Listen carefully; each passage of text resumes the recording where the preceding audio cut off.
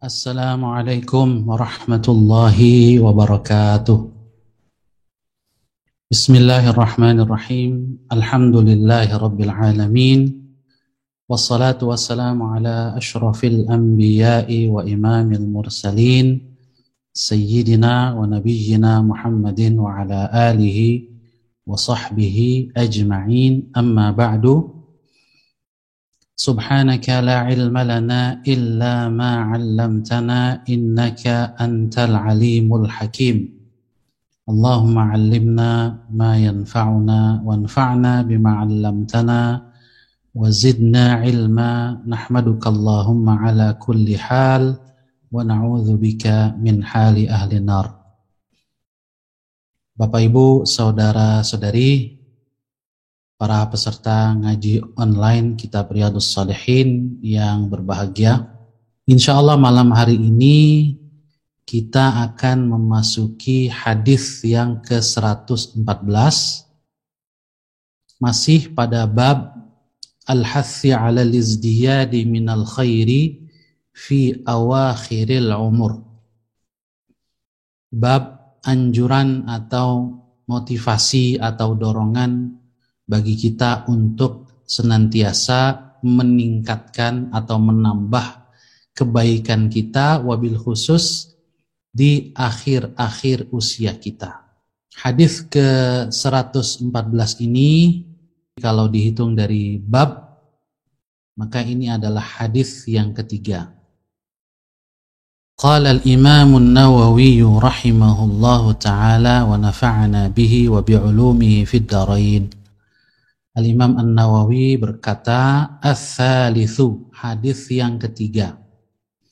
An Aisyah radhiyallahu anha qalat, dari Ummul Mukminin Ibunda Sayyidah Aisyah radhiyallahu anha, semoga Allah meridhai beliau.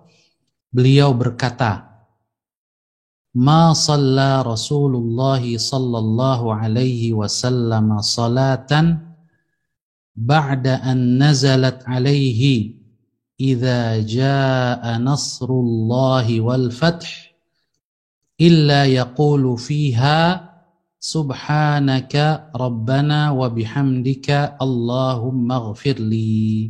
Muttafaqun alaih.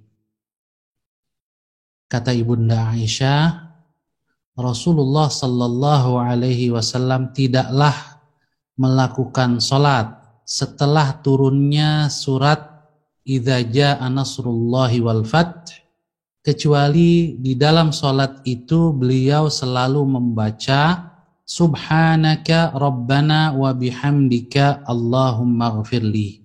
Maha suci Engkau, wahai Tuhan kami, dengan pujian sepenuhnya bagimu, ya Allah, ampunilah aku. Maksudnya adalah Rasul sallallahu alaihi wasallam membaca zikir ini pada ruku dan sujud di dalam salatnya. Jadi setelah turunnya ayat surat An-Nasr, idza jaa nasrullahi wal fath, hingga akhir surat, maka Rasulullah sallallahu alaihi wasallam di dalam ruku dan sujudnya membaca tasbihnya ini, Subhanaka Rabbana wa bihamdika Allahumma ighfirli. Hadis ini dari Ibunda Aisyah ini muttafaqun alaih, diriwayatkan oleh Al-Imam Al-Bukhari dan Al-Imam Muslim. Kemudian Al-Imam An-Nawawi juga menambahkan wa fi riwayatin fis sahihaini anha, dalam riwayat lain di Sahih Bukhari dan Sahih Muslim juga, anha, dari beliau juga, yaitu Ibunda Aisyah radhiyallahu anha, kana Rasulullah sallallahu alaihi wasallam yukthiru an yaqula fi ruku'ihi wa sujudihi. Adalah Rasulullah sallallahu alaihi wasallam memperbanyak mengucapkan dalam rukuknya dan sujudnya Subhanakallahumma rabbana wa bihamdika Allahumma ighfirli. Nah, di sini ada sedikit perbedaan redaksi. kalau dalam riwayat yang pertama Subhanaka Rabbana. Kalau dalam riwayat yang kedua ini ada tambahan kata Allahumma. Subhanakallahumma Rabbana wa bihamdika Allahumma gfirli. Maha suci Engkau ya Allah, Tuhan kami, dan dengan sepenuh pujian kepadamu, ampunilah ya Allah dosa-dosaku. Kemudian kata Ibunda Aisyah, yata'awwalul Qur'an. Rasulullah SAW yata'awwalul Qur'an. Apa makna yata'awwalul Qur'an? Dijelaskan oleh Al-Imam An-Nawawi di sini. Makna yata'awwalul Qur'ana ay ya'malu ma umira bihi fil Qur'ani fi qawlihi ta'ala fasabbih bihamdi rabbika wastaghfirhu. Jadi makna yata'awwalul Qur'an adalah mengamalkan apa yang diperintahkan kepada beliau di dalam Al-Quran, yaitu firman Allah Subhanahu wa ta'ala di akhir surat An-Nasr, fasabbih, maka bertasbihlah kamu, bihamdi rabbik, dengan sepenuhnya memuji Tuhanmu, wastaghfirhu, dan mintalah ampun kepadanya. Jadi karena Allah perintahkan fasabbih, bertasbihlah, maka Rasul membaca subhanakallahumma rabbana bihamdi rabbika. Beliau juga mengucapkan wa bihamdika. Kemudian karena ayatnya mengatakan wastaghfirhu, dan mintalah ampun kepada Allah, maka beliau pun membaca Allahumma gfirli, ya Allah ampunilah aku. Jadi bacaan ruku' dan sujud ini dibaca oleh Rasulullah Sallallahu Alaihi Wasallam di akhir-akhir hayat beliau setelah turunnya surat An-Nasr. Idza jaa nasrullahi wal fath wa ra'aitan nasa yadkhuluna fi dinillahi afwaja fasabbih bihamdi rabbika wastaghfirhu. Itu makna yata'awwalul Qur'an. Kemudian Al-Imam An-Nawawi masih menyebutkan riwayat lain. Wa fi riwayatin li Muslim, dan dalam riwayat lain dari Imam Muslim, kana Rasulullah sallallahu alaihi wasallam yukthiru an yaqula qabla an yamut subhanakallahumma wa bihamdika astaghfiruka wa atubu ilaik. Adalah Rasulullah SAW memperbanyak membaca sebelum beliau meninggal, yaitu subhanakallahumma, maha suci Engkau ya Allah, wa bihamdika, dan dengan sepenuh pujian kepadamu, astaghfiruka, aku mohon ampun kepadamu, wa atubu ilaika, dan aku bertaubat kepadamu. Qalat Aisyatu, Ibunda Aisyah berkata, qultu, aku mengatakan kepada Rasul, ya Rasulullah, wahai Rasulullah, ma hadhil kalimatul lati araka ahdathtaha taquluha. Wahai Rasulullah, kalimat-kalimat apa ini yang aku lihat engkau baru saja sering membacanya? Qala, Rasul sallallahu alaihi wasallam menjawab bersabda, ju'ilat liya alamatun fi ummati idza ra'aituha qultuha. Telah dijadikan satu pertanda pada umatku. Idza ra'aituha, yang jika aku melihat pertanda ini, qultuha, maka aku diperintahkan untuk membacanya. Kemudian beliau membaca surat An-Nasr, idza jaa nasrullahi wal fath, ketika datang pertolongan Allah dan kemenangan, ila akhir surah, kata Ibunda Aisyah, sampai akhir surat. Artinya tanda yang beliau maksud adalah Fathu Makkah, karena yang dimaksud dengan wal fath adalah Fathu Makkah. Maka sejak itu beliau memperbanyak membaca zikir ini, subhanakallahumma wa bihamdika astaghfiruka wa atubu ilaik. Imam An-Nawawi masih menambahkan lagi riwayat Muslim yang lain. Wa fi riwayatin lahu, dan dalam riwayat lain dari Imam Muslim, kana Rasulullah sallallahu alaihi wasallam yukthiru min qawli subhanallahi wa bihamdihi astaghfirullah wa atubu ilaih. Adalah Rasulullah sallallahu alaihi wasallam memperbanyak membaca bacaan. Nah, ini ada redaksi yang sedikit berbeda. Yang sebelumnya subhanaka, maha suci engkau. Allah menjadi pihak kedua yang diajak berbicara. Subhanaka, maha suci engkau.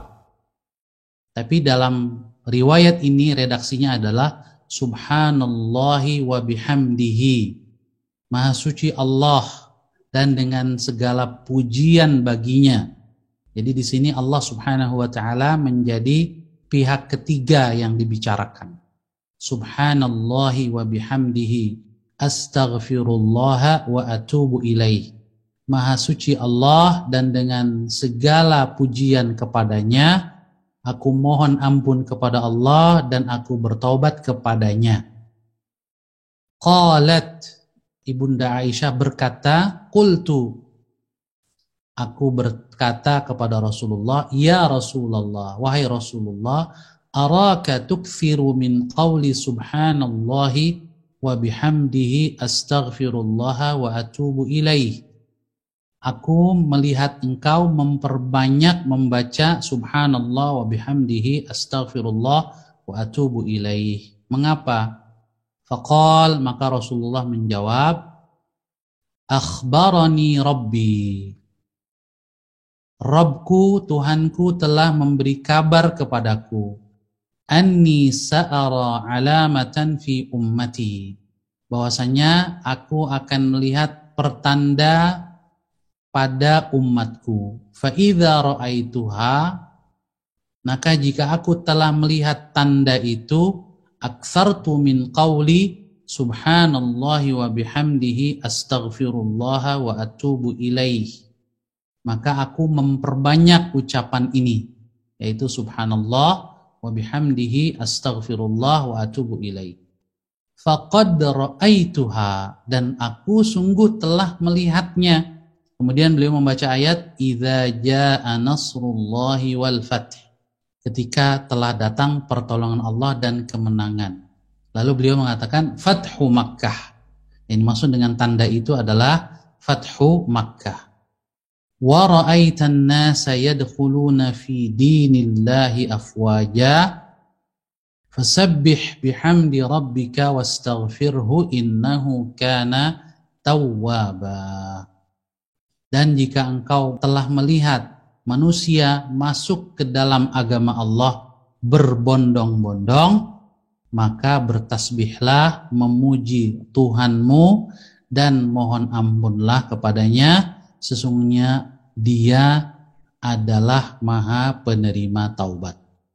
Bapak Ibu, saudara-saudari yang dirahmati Allah Subhanahu wa taala, demikian Al-Imam An-Nawawi menyebutkan beberapa riwayat tentang hadis zikir yang dibaca oleh Rasulullah sallallahu alaihi wasallam, khususnya di dalam ruku dan sujud beliau setelah beliau mendapatkan surat An-Nasr. Selanjutnya kita lihat bayanu mufradatil hadis, penjelasan tentang beberapa kosakata atau mufradat di dalam hadis ini. Yang pertama disebutkan di situ subhanaka, maha suci engkau ya Allah. Kata subhanaka ini artinya adalah tanzihan laka, kami menyucikan engkau. Ini adalah kalimat penyucian bagi Allah Subhanahu wa taala. Dari apa kita sucikan Allah?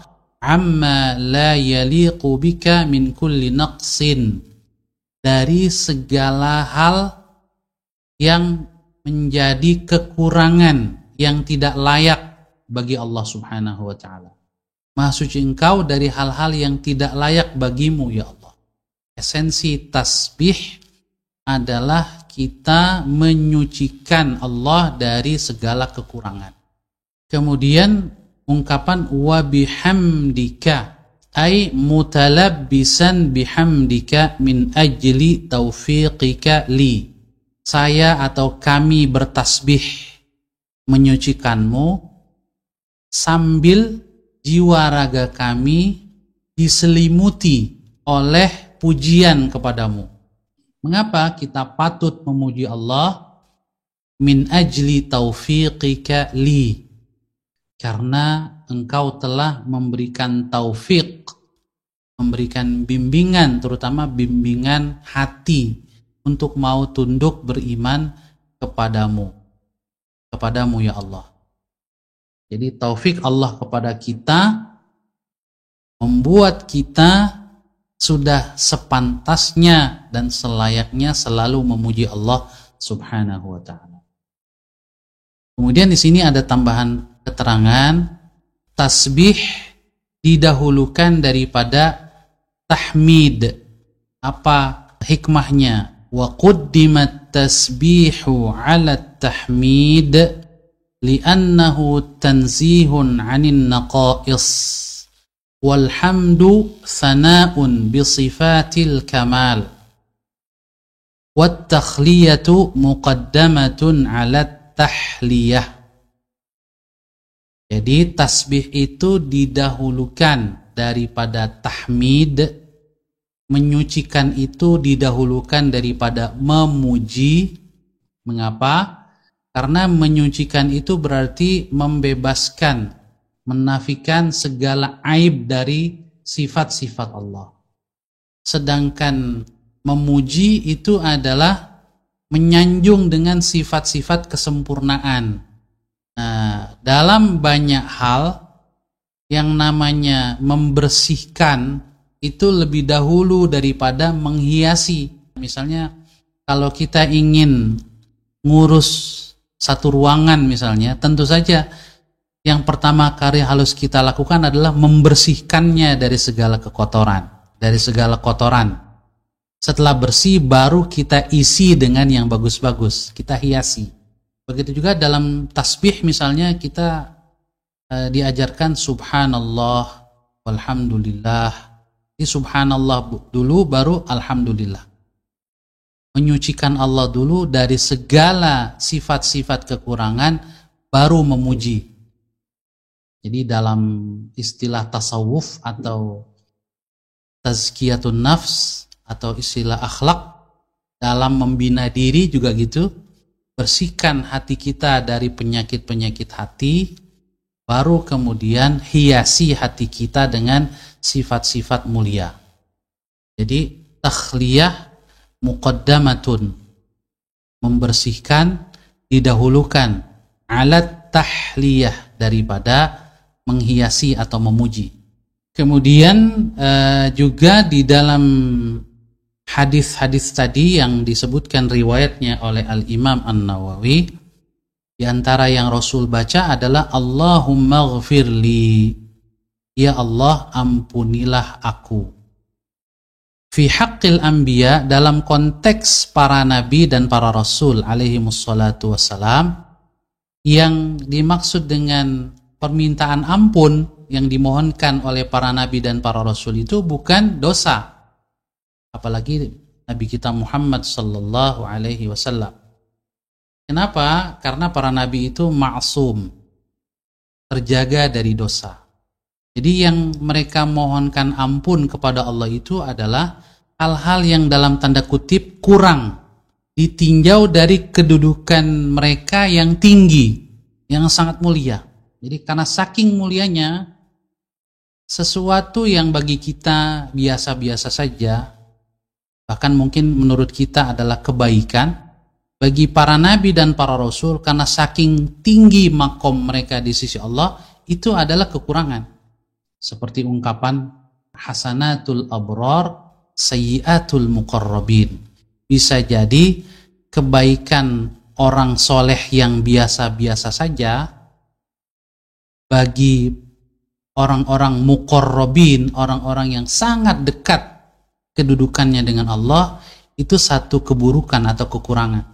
Bagi kita mungkin sholat tahajud cuma 15 menit, setengah jam itu sudah bagus.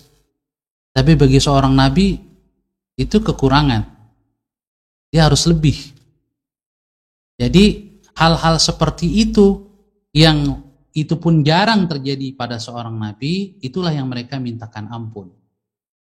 Naqsun bin nadhari ila maqami wa illam yakun dzamban, meskipun itu bukanlah dosa, tapi tetap mereka minta ampun kepada Allah.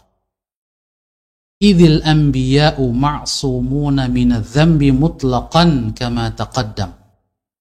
Karena para nabi itu terjaga dari dosa secara mutlak, tanpa syarat, seperti yang sudah dijelaskan juga di dalam pengajian ini pada beberapa pertemuan yang lalu.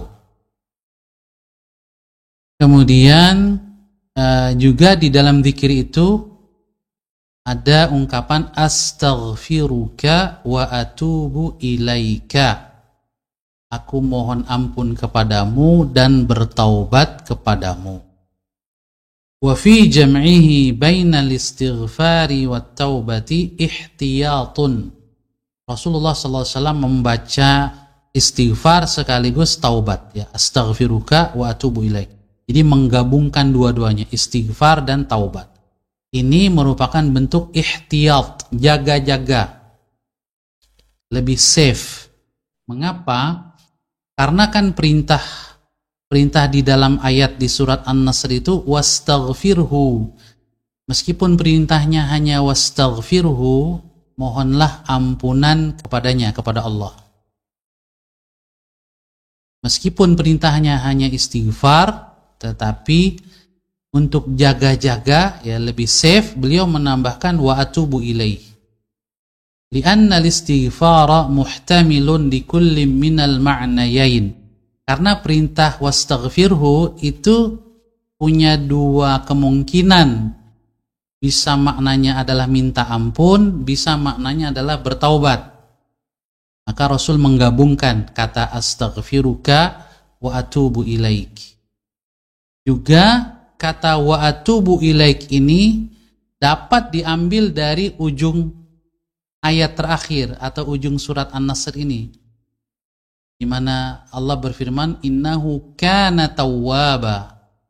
Sesungguhnya dia Allah adalah maha penerima taubat. Jadi wa yuqarribu hamlahu 'ala taubati qauluhu subhanahu wa ta'ala innahu kana tawwaba.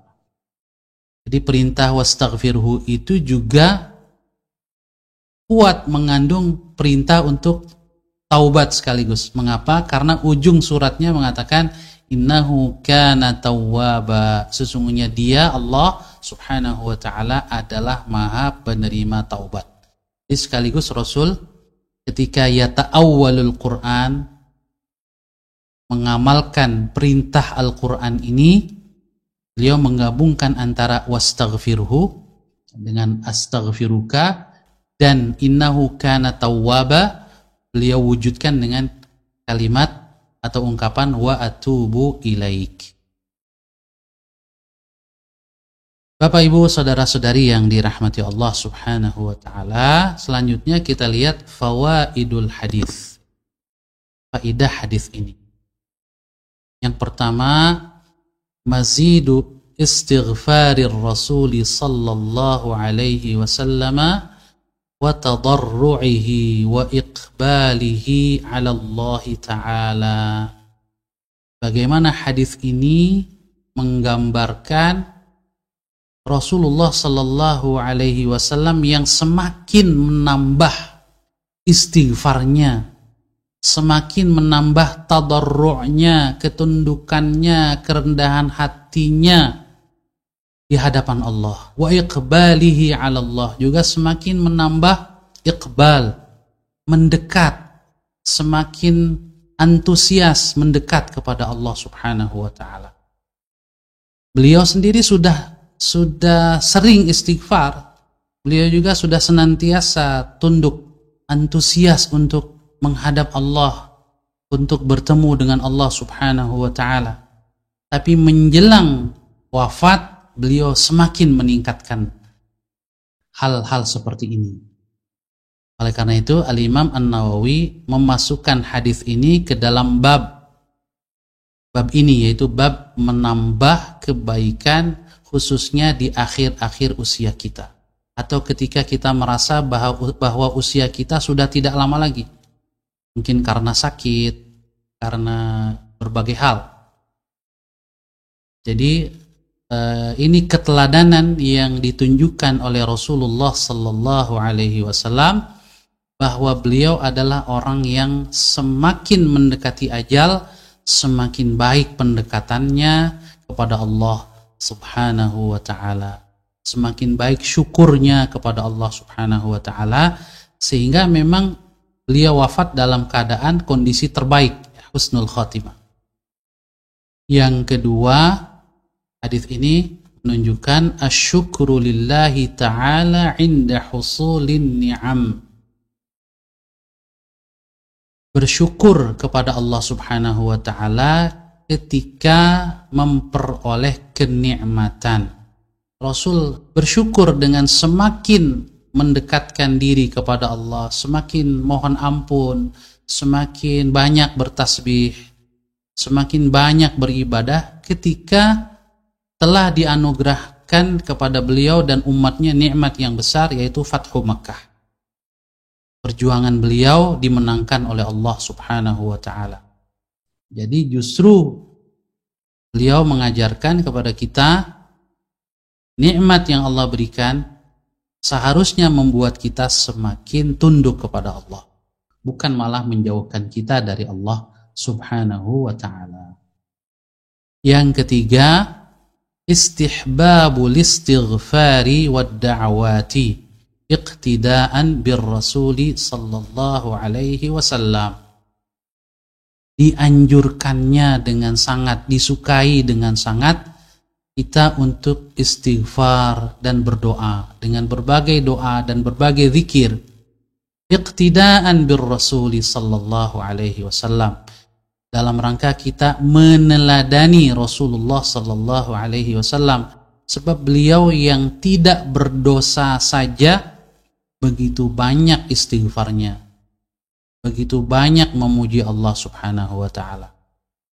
Oleh karena itu kita sebagai hamba Allah yang banyak berbuat dosa sudah sepantasnya, bahkan lebih layak kita untuk semakin sadar bahwa kita memerlukan ampunan Allah. Oleh karena itu kita memperbanyak istighfar dan taubat kepada Allah Subhanahu wa ta'ala. Bapak Ibu, saudara-saudari yang dirahmati Allah, kita masuk kepada hadis yang berikutnya, yaitu hadis yang ke-115, masih pada bab yang sama, atau hadis yang keempat pada bab ini.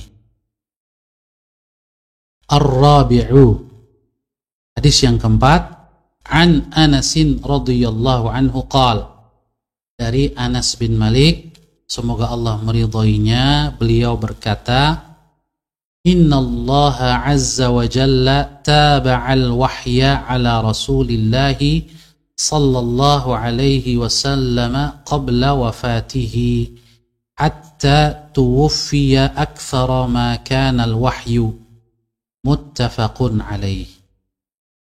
Anas bin Malik berkata, sesungguhnya Allah Azza wa Jalla taba'al wahya, berturut-turut menurunkan wahyu kepada Rasulullah sallallahu alaihi wasallam sebelum beliau wafat. Maksudnya banyak turun wahyu dari Allah Subhanahu wa ta'ala kepada Nabi Muhammad sallallahu alaihi wasallam sebelum beliau wafat.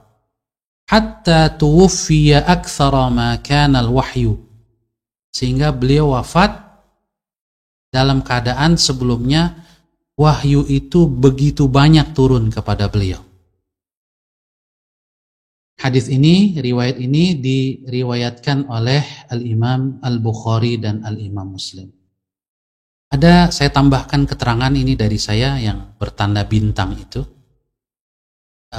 Di dalam salah satu syarah Riyadhus Shalihin, yaitu kitab Dalilul Falihin yang ditulis oleh Ibnu Allan, di dalam naskahnya beliau menyebutkan bukan qabla wafatihi tapi qubaila wafatihi. Jadi ada perbedaan sedikit redaksi. Qabla, kalau qabla itu sebelum, tapi kalau qubaila sebelum banget gitu ya. Misalnya sebagai gambaran, kalau saya bangun jam 3, itu saya katakan saya bangun sebelum subuh, qabla subhi gitu ya. Tapi kalau saya bangunnya mungkin jam 4 kurang 10 gitu misalnya, atau kurang 15 atau 10 menit lagi subuh, itu saya mengatakan saya bangun qubailas subhi, sebelum subuh banget. Bedanya atau jaraknya sedikit. Itu beda antara qabla dengan qubaila. Jadi dalam kitab Dalilul Falihin redaksinya qubaila wafatihi, artinya sedikit waktu menjelang Rasulullah wafat itu wahyu yang turun kepada beliau juga banyak. Selanjutnya kita lihat bayan mufradatil hadis, penjelasan kosakata yang ada dalam hadis ini. Hatta tuwfiya aktsara ma kana al-wahyu, sehingga beliau wafat pada saat wahyu begitu banyak turun kepada beliau. Ai tuwfiyan nabiyyu sallallahu alaihi wasallam waqta nuzulil wahyi bi kathrah. Di menjelang wafatnya beliau begitu banyak wahyu yang turun kepada beliau.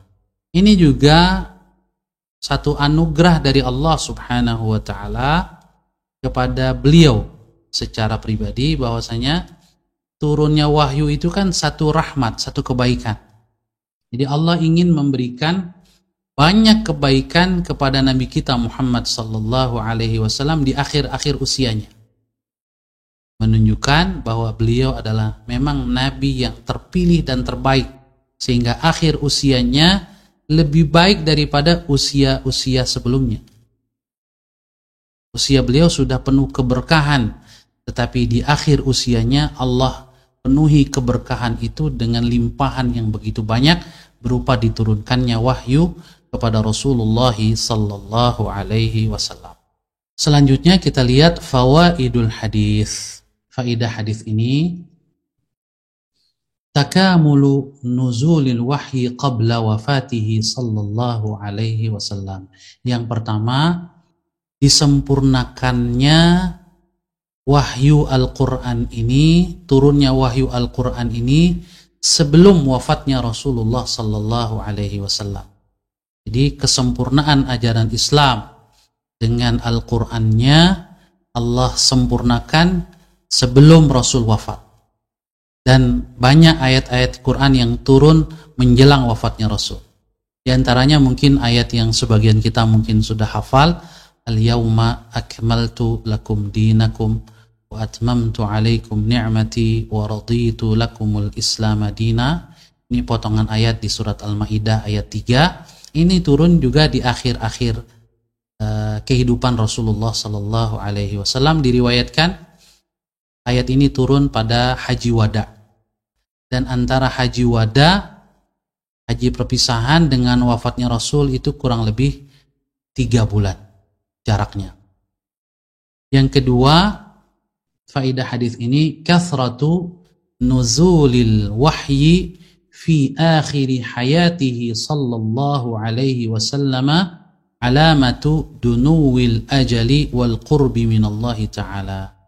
Banyaknya wahyu yang turun di akhir hayat beliau sallallahu alaihi wasallam menunjukkan atau sebagai tanda dekatnya ajal beliau dan kedekatan beliau kepada Allah Subhanahu wa taala. Jadi beliau semakin dekat dengan turunnya wahyu, semakin sering bertemu dengan Jibril, juga semakin banyak tasbih, istighfar, tahmid beliau kepada Allah Subhanahu wa ta'ala.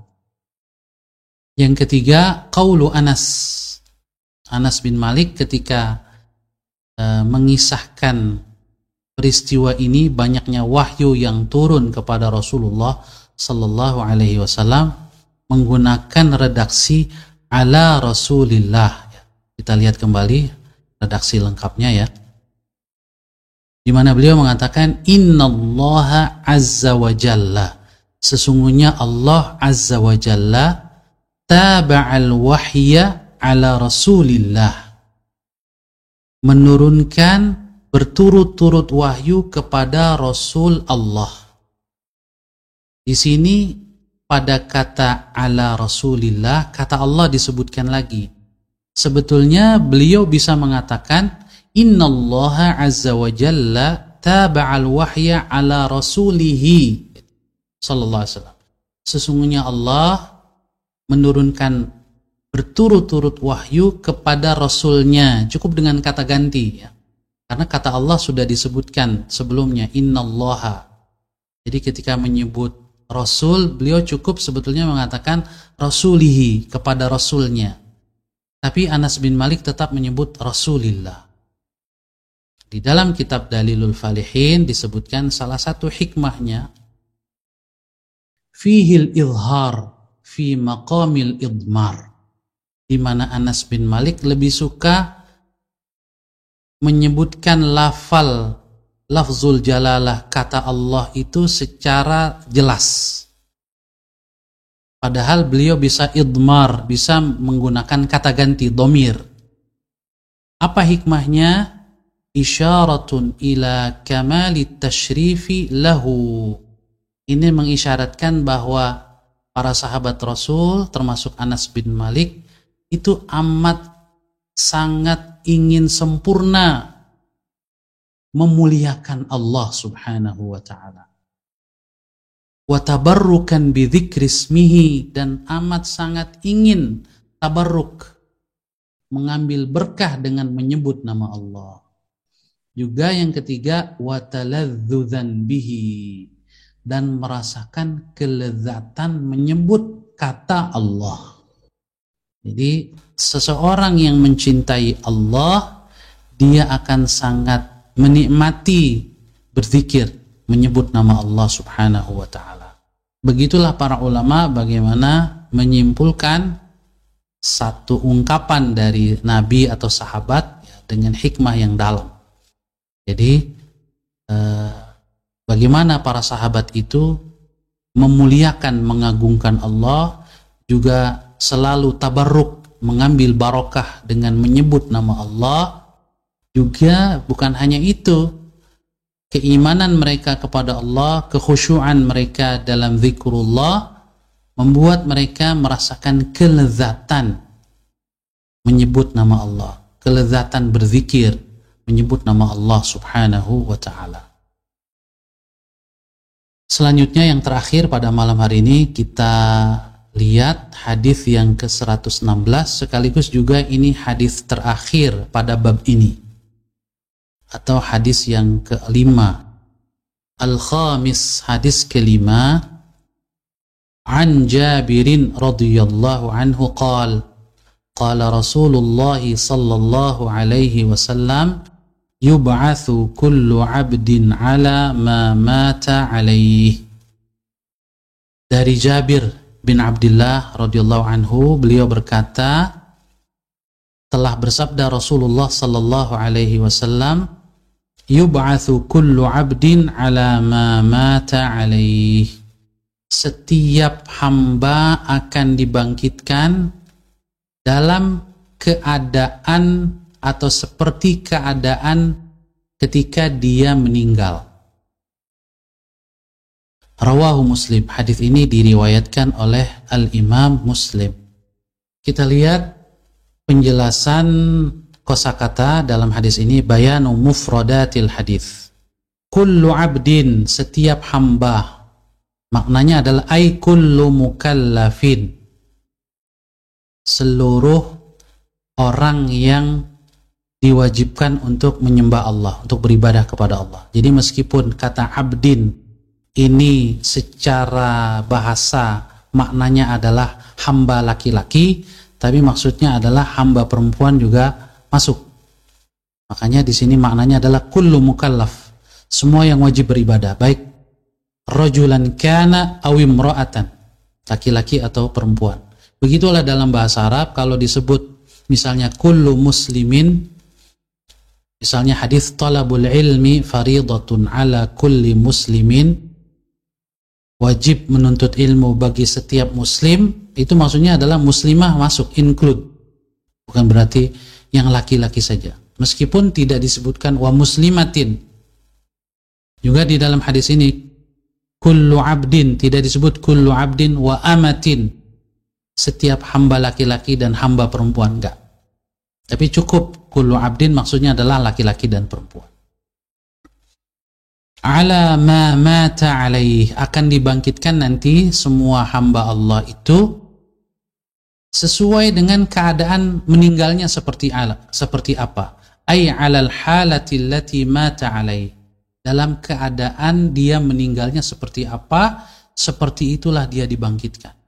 Nah, ini kita ngeri kalau kita na'udzubillah min dzalik meninggal dalam keadaan yang buruk, ya, meninggal dalam su'ul khatimah. Kita nanti akan dibangkitkan pertama kali dalam keadaan seperti itu. A'udzubillah min dzalik. Faedah hadis ini, hathul insani ala husnil amal liyakuna anisahu yaumal mahsyar. Hadis ini memberikan dorongan, motivasi kuat kepada setiap manusia untuk beramal baik, untuk memperbaiki amalnya terus-menerus, wabil khusus di akhir usianya, menjelang kematiannya, husnul khatimah, agar amal yang baik ini menjadi anisahu, pendampingnya, yang menemaninya nanti yaumal mahsyar, di padang mahsyar, pada hari kebangkitan. Yang kedua, faedah hadis ini mulazamatu sunnatin nabiyyi sallallahu alaihi wasallam fi ibadatihi wa akhlaqihi wa sairi ahwalihi. Hendaknya kita senantiasa mulazamah, membersamai atau menyertai dengan akrab. Apa yang harus kita akrabi, apa yang harus kita bersamai, yaitu sunnah Nabi Muhammad sallallahu alaihi wasallam, kebiasaan beliau. Tentu saja kebiasaan-kebiasaan beliau yang memang disyariatkan untuk kita teladani. Sebab ada sunnah-sunnah Nabi yang justru kita tidak boleh mengikutinya karena itu khusus untuk Nabi. Seperti misalnya berpuasa, tidak berbuka. Beliau beberapa kali berpuasa wisol, ya, puasanya nyambung, nggak pakai buka. Nyambung antara puasa hari ini dengan puasa esok. Itu sunnah karena dilakukan oleh Rasul, tapi sunnah di sini justru tidak boleh kita ikuti. Jadi tidak selalu kata sunnah itu artinya kita harus mengikutinya. Di antara sunnah Rasul yang tidak boleh kita ikuti, misalnya beliau menikahi lebih dari 4 istri, itu tidak boleh diikuti oleh siapapun. Dan lain-lain. Tapi sunnah-sunnah, kebanyakan sunnah Rasul ini kita dianjurkan untuk meneladaninya. Baik dalam hal ibadah beliau, ibadah ritual, akhlak beliau, dan seluruh aktivitas atau keadaan yang beliau lakukan. Yang ketiga, al-izdiyadu minat ta'at.